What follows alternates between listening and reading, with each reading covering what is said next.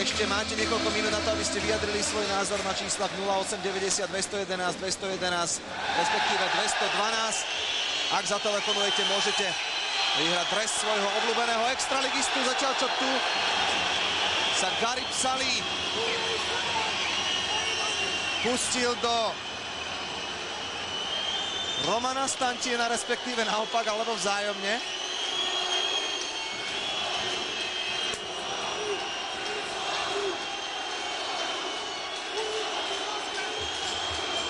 Situáciu prišiel vyriešiť aj Miroslav Halecký. To je jeden z mála Slovákov, ktorí už môžu teraz povedať, že budú účinkovať na majstrovstvách sveta ako čiarový rozhodca. Zrejme do tej hokejovej nominácie našej reprezentácie je ešte veľmi ďaleko. Uvidíme, koľký z aktérov tohto zápasu sa tam zmestia. A tu vidíme tú kontroverziu, ale mám taký dojem, že obidvaja tam išli už s jednoznačným úmyslom. Ešte raz celá situácia z našej zadnej kamery. Garib Salih tam mal ten lakeť privysoko.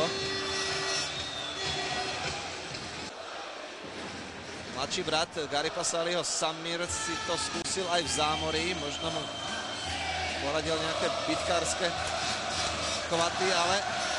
Každopádne mám tento zápas aj vlastne touto bitkárskou vsúkou, ponúkou takmer všetko, čo má mať poriadny hokej. Už azda len dramatickú koncovku, pretože tej sa už zrejme nedočkáme. Predsa len štvorgólový rozdiel je dostatočne vysoký, 4 minúty a 20 sekúnd. Roman Stantien zrejme končí v tomto stretnutí. Ale naozaj treba len počiarknúť, že v tomto zápase sme videli skoro všetko, čo kvalitný extraligový hokej môže ponúknuť.